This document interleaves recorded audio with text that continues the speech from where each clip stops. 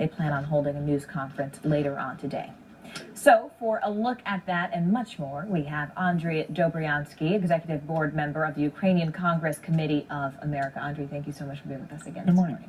All right, so these convoys, no one really knows exactly what's on the trucks. Does that alone raise a pretty serious red flag? Absolutely. You can't deal with good faith with President Putin. We remember just a couple of months ago when the crisis was building up in Syria, actually it was a year ago, that he was adamant about no humanitarian aid to Syria, would not allow the United States to help.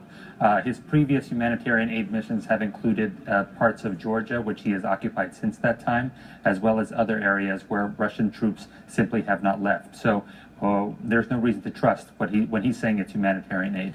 So then who has the pull right now? Who has the cash and maybe have Russia back off? We just saw Angela Merkel there speaking with Petro Poroshenko. Does Germany have enough sway to ask Putin to back away? Unfortunately, the rest of the world hasn't shown Mr. Putin that there are consequences for his actions. I brought up Georgia. That happened in 2008. There was no real repercussions for what Putin did. He invaded another country, and he has kept troops there in violation of a ceasefire agreement that was hashed out a couple of months after that. There's no reason, again, to deal with Mr. Putin in good faith. What needs to happen is, frankly, the rest of the world needs to show him that there are going to be consequences, and there have not been serious consequences to his actions. You mentioned this notion of consequences, but the reality is, at least from the United States vantage point, the U.S. has its hand in so many different pots. We're talking Iraq, we're talking Gaza, and even this morning, now we're talking Syria. So do you think the Ukraine has fallen in some level in terms of international priority?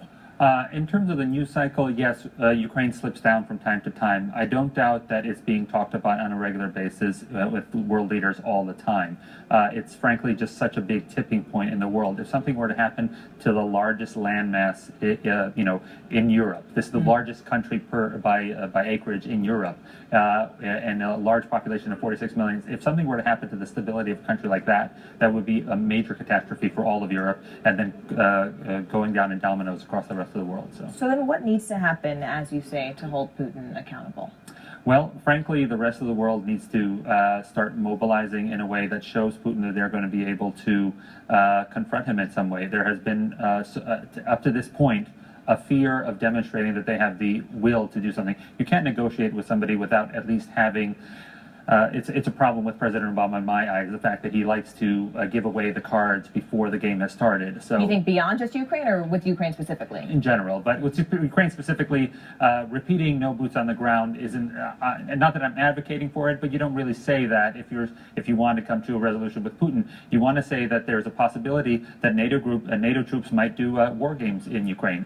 The United States might do something like naming Ukraine a major non-NATO ally, which allows them to get more supplies and rebuild that army that was effectively zero a couple of months ago, and to this point has shrunk down the terrorist operations to less than 5,000 square miles. So it sounds like you're saying the U.S. and everyone else is quite frankly shaken. Where do you think this fear comes from?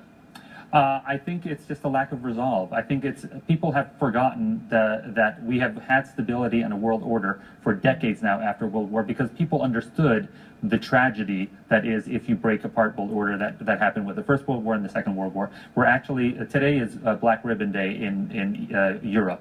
That's the day of remembrance for all victims of totalitarianism, whether it's Nazism or Soviet totalitarianism.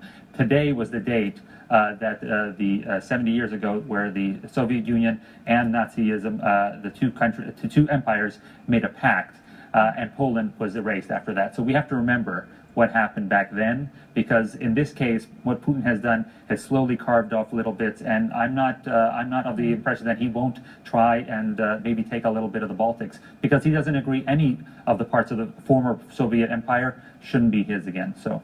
Sounds like Black Ribbon Day, then, is the day to remember. Andrij Dobriansky, Executive Board Member of the Ukrainian Congress Committee of America, thanks so much for being with us today. Thank you, Morgan.